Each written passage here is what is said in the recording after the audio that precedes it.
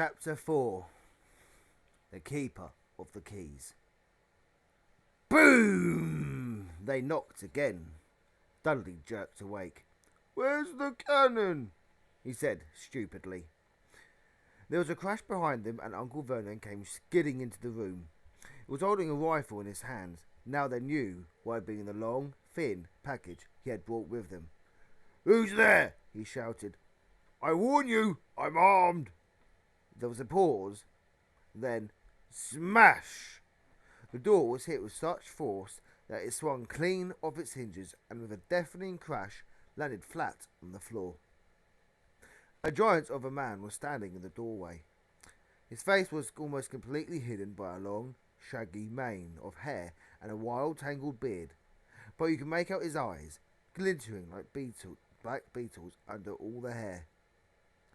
The giant squeezed his way into the hut, stopping so that his head just brushed the ceiling. He bent down, picked up the door, and fitted it easily back into its frame. The noise of the storm outside dropped a little. He turned to look at them all. "Couldn't make us a cuppa, could you? It's been a long journey." He strode over to the sofa where Dudley sat frozen with fear. "Budge up, you great lump," said the stranger. Dudley squeaked and ran to hide behind his mother, who was crouching terrified behind Uncle Vernon. "And here's Harry," said the giant. Harry looked up into the fierce, wild, shadowy face and saw that the beetle eyes were crinkled in a smile. "Last time I saw you, you were only a baby," said the giant. "You look a lot like your dad, but you got your mum's eyes." Uncle Vernon made a funny, rasping noise. "I demand that you leave at once, sir," he said. "You are breaking an entry." "Oh, shut up, Dursley, you great prune," said the giant. He reached over the back of the sofa, jerked the gun out of Uncle Vernon's hand, bent it into a knot as easily as it had been made of rubber, and threw it into the corner of the room. Uncle Vernon made another funny noise, like a mouse being trodden on.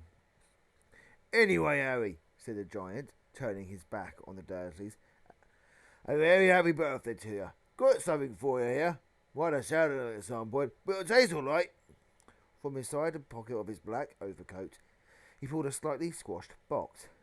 Harry opened it with trembling fingers. Inside was a large, sticky cake with "Happy Birthday, Harry" written on it in green icing. Harry looked up at the giant. He meant to say "thank you," but the words got lost on his way to his mouth, and what he said instead was, "Who are you?" The giant chuckled. "True, I have introduced myself. Rubius Hagrid, keeper of keys and grounds at Hogwarts." "What about that tea, then?" "Oh, sir." He held out his enormous hand and shook Harry's whole arm. "What about that tea, then, eh?" he said, rubbing his hands together. "I'll not say no to something stronger if you got it, mind." His eyes fell on the empty grate with the shriveled crisp packets in it, and he snorted. He bent down over the fireplace. They couldn't see what he was doing, but when he drew back a second later, there was a roaring fire there. It filled the whole damp hut with flickering light, and Harry felt the warmth wash over him as though he had sunk into a hot bath. The giant sat back on the sofa, which sagged under his weight, and began taking all sorts of things out of the pockets of his coat.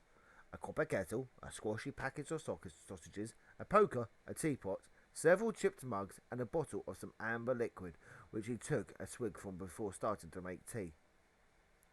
Soon the hut was full of the sound and smell of sizzling sausages. Nobody said a thing while the giant was working, but as he slid the first 6 fat, juicy, slightly burnt sausages from the poker, Dudley fidgeted a little. Uncle Vernon said sharply, "Don't touch anything he gives you, Dudley." The giant chuckled darkly. "Your great pudding of a son don't need fanning any more, Dursley. Don't worry." He passed the sausages to Harry, who was so hungry he had never tasted anything so wonderful, but he still couldn't take his eyes off the giant. Finally, as nobody seemed about to explain anything, he said, "I'm sorry, but I still don't really know who you are." The giant took a gulp of tea and wiped his mouth from the back of his hand. "Call me Hagrid," he said. Everyone does. And like I said, I'm keeper of keys at Hogwarts. You know all about Hogwarts, of course. No, said Harry. Hagrid looked shocked. Sorry? Sorry, said Harry quickly.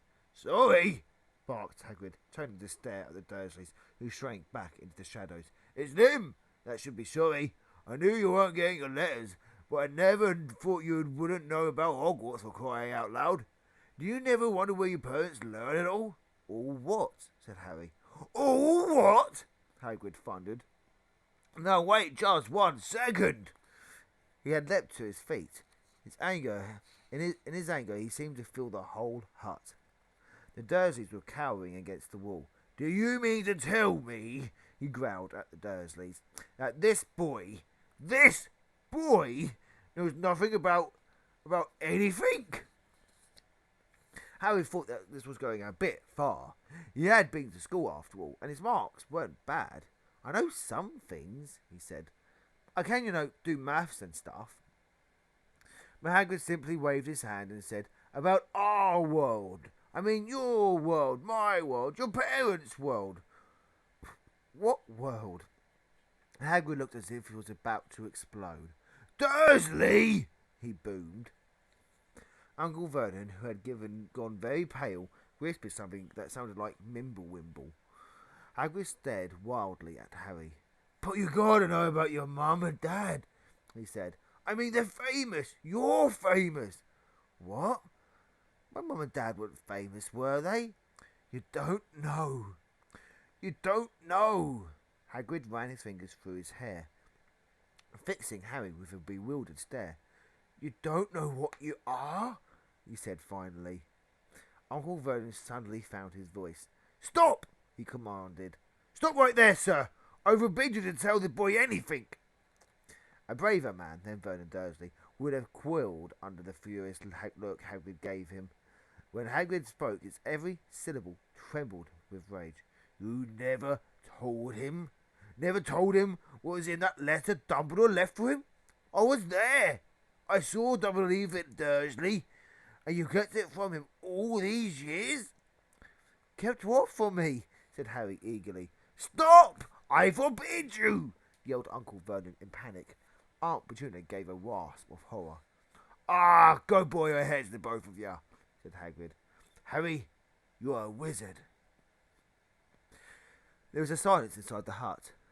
Only the sea and the whistling wind could be heard. I'm a what? Gasped Harry.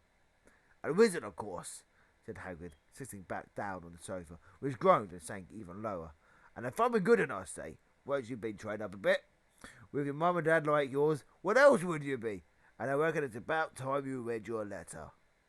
Harry stretched out his hand at last to take the yellowish envelope, addressed in emerald green to Mr. H. Potter, the floor, hut on the rock, the sea. He pulled out the letter and read. Hogwarts School of Witchcraft and Wizardry. Headmaster Albus Dumbledore. Order of Merlin First Class Grand Sorcerer Chief Warlock Supreme Mugwump International Confederation of Wizards. Dear Mr. Potter, we are pleased to inform you that you have a place at Hogwarts School of Witchcraft and Wizardry. Please find enclosed a list of all necessary books and equipment. Term begins on September the 1st. We await your owl by no later than 31st of July. Yours sincerely, Minerva McGonagall, Deputy Headmistress. Questions exploded inside Harry's head like fireworks, and he couldn't decide which to ask first. After a few minutes, he stammered, What does it mean, it wakes my owl? Gardening gargoyles, that reminds me, said Hagrid, clapping a hand to his forehead, with enough force to knock over a cart horse. And from yet another pocket inside his overcoat, he pulled an owl. A real live, rather ruffled looking owl. A long quill and a roll of parchment. With a tongue between his teeth, he scribbled a note which Harry could read upside down. Dear Mr. Dumbledore, you and Harry his letter. Take him to buy his things tomorrow. Where is Orville? Hope you will. Hagrid. Hagrid rolled up the note, gave it to the owl, which clamped it into his beak, went to the door, and threw the owl into the storm. Then he came back and sat down as though this was completely normal, as talking on the telephone. Harry realised his mouth was open and closed it quickly. "Where was I?" said Hagrid. But at that moment, Uncle Vernon, still ashen-faced, but looking very angry, moved into the firelight. "He's not going," he said. Hagrid grunted. "I'd like to see a great muggle like you stop him," he said. "A what?" said Harry, interested. "A muggle," said Hagrid. "It's what we call non-magic folk like them, and it's your bad luck you grew up in a family of the biggest muggles I've ever laid eyes on. We swore when we took him in we'd put a stop to that rubbish," said Uncle Vernon. "Swore we'd stab out hold of him. Wizard indeed." "You knew," said Harry. "You knew I'm a wizard?" "Knew?" shrieked Aunt Petunia suddenly. "Knew? Of course we knew. How could you not be, my dratted sister being what she was? Oh, she got a letter just like that and disappeared off to that school. I came home every holiday with her pockets full of frog spawn, turning teacups into rats. I was the only one who saw her for what she was, a freak. For mother and father, oh no, it was Lily this and Lily that. They were proud of having a witch in the family." She stopped to draw a deep breath, and then went ranting on. It seemed she had been wanting to say all this for years. "Then she met that Potter at school, and they left and got married and had you. And of course, I knew you would be just the same, just as strange, just as abnormal. And then, if you please, she went herself and got herself blown up, and we got landed with you." Harry had gone very white. As soon as he found his voice, he said, "Blown up? You told me they died in a car crash." "Car crash!" roared Hagrid, jumping up so angrily that the Dursleys scuttled back into the corner. "How could a car crash kill Lily and James Potter? It's an outrage, a scandal." Harry Potter not knowing his own story, when every kid in our world knows his name? "But why? What happened?" Harry asked urgently. The anger faded from Hagrid's face. He looked suddenly anxious. "I never expected this," he said in a low, worried voice. "I had no idea when Dumbledore told me there might be trouble getting hold of you, how much you didn't know. Ah, Harry, I don't even know the right person to tell you. But someone's gotta. You can't go off to Hogwarts and not knowing." He threw a dirty look at the Dursleys. "Well, it's best that I tell you as much as I can tell you, mind. But I can't tell you everything, though. It's a great mystery, parts of it." He sat down, stared into the fire, and after a few seconds, he said, "It begins, I suppose, with a person called... But it's incredible you don't know who his name. Everyone in our world knows." "Who?" "Well, I don't like saying the name if I can help it. No one does." "Why not?" "Garlic gargoyles, Harry. People are still scared. Blimey, this is difficult. See, there was this wizard who went bad. As bad as you could go. Worse than worse. His name was..." Hagrid gulped, but no words came out. "Could you write it down?" Harry suggested. "Nah, can't spell it." "All right, Voldemort." Hagrid shuddered. "Don't make me say it again. Anyway, this wizard, about 20 years ago now, started looking for followers. Got them too. Some were afraid. Some just wanted a bit of his power, because he was getting himself powered all right. Dark days, Harry. Didn't know who to trust. Didn't dare get friendly with strange wizards or witches. Terrible things happened. He was taking over. Of course, some stood up to him, and he killed them. Horribly. One of the only places left was Hogwarts. You reckon Dumbledore was the only one you know who was afraid of. Didn't dare try taking to school. Not just then, anyway. Now, your mum and dad were as good as witch and wizards as I ever knew. Head boy and girl at Hogwarts in their day. Suppose the mystery of what is why you know who never tried to get them on his side before. Probably knew that they were too close to Dumbledore to want anything to do with the dark side. Maybe he thought he could persuade them. Maybe he just wanted them out of the way. All anyone knows is he turned up in the village where you were all living on Halloween 10 years ago. You were just a year old. He came to your house and Hagrid suddenly pulled out a very dirty, spotted handkerchief and blew his nose with a sound like a foghorn. Sorry, he said, but it's just that sad. Knew your mum and dad, and nicer people you couldn't find. Anyway, you know who killed them, and this is this real mystery of the thing. He tried to kill you too. Wanted to make a clean job of it, I suppose. Or maybe he does like killing by then. But he couldn't do it. Never wondered how you got that mark on your forehead. That's no ordinary cut. That's what you get when a powerful evil curse touches you. Took care of your mum and dad, your house, even, but it didn't work on you. And that's why you're famous, Harry. No one ever lived after he decided to kill them. No one except you. And he killed some of the best witches and wizards of the age. The McKinnons, the Bones, the Prewits, and you were only a baby. And you lived. Something very painful was going on in Harry's mind. As Hagrid's story came to a close, he saw again the blinding flash of green light, more clearly than he had ever remembered it before, and he remembered something else. For the first time in his life, a high, cold, cruel laugh.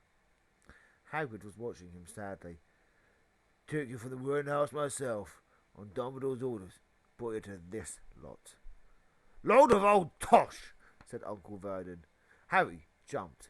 He had almost forgotten that the Dursleys were there. Uncle Vernon certainly seemed to have got back his courage. He was glaring at Hagrid, and his fists were clenched. Now you listen here, boy, he snarled. I accept there's something strange about you, probably nothing a good beating wouldn't have cured. And not for all this about your parents. Well, they're weirdos, no denying it, and the world's better off without them, in my opinion. As for what they got, getting mixed up with those wizarding types. Just what I expected. Always knew they'd come into a sticky end. But at that moment, Hagrid leapt from the sofa and drew a battered pink umbrella from inside his coat. Pointing this at Uncle Vernon like a sword, he said, I'm warning you, Dursley. I'm warning you. One more word. In danger of being speared at the end of an umbrella by a bearded giant, Uncle Vernon's courage failed again. He flattened himself against the wall and fell silent. That's better, said Hagrid, breathing heavily and sitting back down on the sofa, which this time sagged right down to the floor. Harry, meanwhile, still had questions to ask. Hundreds of them. But what happened to Sorry, I mean, you know who. Good question. Good question, Harry. Disappeared. Vanished. Same like he tried to kill you. Made you even more famous. That's the biggest mystery, see. He was getting more and more powerful. Why'd he go? Some say he died. Codswallop, in my opinion. Don't know if he had enough humour left in him to die. Some say he's still out there, biding his time. But I don't believe it. People who was on his side came back to ours. Some of them came out on kind of glances. Don't reckon they could have done it if he was coming back. Most of them reckon he's still out there somewhere, but lost his power. Too weak to carry on. 'Cause something about you finished him, Harry. There was something going on that night he hadn't counted on. I don't know what it was, no one does. But something about you stumped him that night. Hagrid looked at Harry with warmth and respect blazing in his eyes. But Harry, instead of feeling pleased and proud, felt quite sure there had been a horrible mistake. A wizard? Him? How could he possibly be? He spent his whole life being clouted by Dudley and is bullied by Aunt Petunia and Uncle Vernon. If he was really a wizard, why hadn't they been turned into watery toads every time they tried to lock him in the cupboard? If he'd once defeated the greatest sorcerer in the world, how come Dudley had always been able to kick him around like a football? Hagrid, he said quietly, I think you must have made a mistake. I don't think I can be a wizard. To his surprise, Hagrid chuckled. Not a wizard, hey? Never made things happen when you were scared or angry? Harry looked into the fire. Now he came to think about it. Every odd thing that had made his aunt and uncle furious with him had happened when he, Harry, had been upset or angry. Chased by Dudley's gang, he found himself out of their reach. Dreading going to school with a ridiculous haircut, he managed to make it grow back. And his very last time Dudley had hit him, hadn't he got his revenge without realising he was doing it? Hadn't he set a boa constrictor on him? Harry looked back at Hagrid smiling, and saw that Hagrid was positively beaming at him. See, said Hagrid. Harry Potter, not a wizard. You wait, you'll be famous at Hogwarts. But Uncle Vernon wasn't going to give in without a fight. I would have told you he's not going, he hissed. He's going to Stonewall High, and he'll be grateful for it. I've read those letters. He needs all sorts of rubbish, spell books and wands, and if he wants to go, a great muggle like you won't stop him, growled Hagrid. Stop Lily and James' son going to Hogwarts. You're mad. His name's been down ever since he was born. He's off to the finest school of witchcraft and wizardry in the world. 7 years there and he won't know himself. He'll be with youngsters of his own sorts for a change, and he'll be under the greatest headmaster of Hogwarts that has ever seen, Albus Dumbledore. I am not having some crackpot old fool teach him magic tricks, yelled Uncle Vernon. But he had finally gone too far. Hagrid seized his umbrella and whirled it over his head. Never, he thundered, insult Albus Dumbledore in front of me. He brought the umbrella swishing down through the air to point at Dudley. There was a flash of violet light, a sound like a firecracker, a sharp squeal, and next second Dudley was dancing on the spot with his hands clasped over his fat bottom, howling in pain. When he turned his back on them, Harry saw a curly pig's tail poking through a hole in his trousers. Uncle Vernon roared, pulling Opportunity and Dudley into the other room. He cast one last terrified look at Hagrid and slammed the door behind them. Hagrid looked down at his umbrella and stroked his beard. Shouldn't have lost my temper, he said ruefully. Where did it work anyway? Where did it turn him into a pig? But I suppose it was so much like a pig anyway, there wasn't much left to do. He cast a sideways look at Harry, under his bushy eyebrows. Be grateful if you didn't mention that to anyone at Hogwarts, he said. I'm not supposed to do magic, strictly speaking. I'm allowed to do a bit to follow you and get your letters to you and stuff. One of the reasons I was so keen to take on the job. When are you supposed to do magic? Asked Harry. Well, I was at Hogwarts myself, but I got expelled, to tell you the truth, in my 3rd year. They stuck me 1.5 and everything. But Dumbledore let me stay on as gamekeeper. Great man, Dumbledore. Why were you expelled? It's getting late and we've got a lot to do tomorrow, said Hagrid loudly. Gotta get up to town and get all your books and that. He took off his thick black coat and threw it to Harry. Keep one of that, he said. Don't mind if it wiggles a bit. I think I still got a couple of dormice in one of the pockets. And that will do it for today, guys. That is chapter 4, the Keeper of the Keys. Hopefully you have enjoyed that, guys. 15 pages there. We are now on finishing on page 66, which is chapter 5, Diagon Alley. I'm sorry about my bad voice acting there, guys. Hopefully you enjoyed it, though. My bad impersonation, but hopefully you enjoy it nonetheless.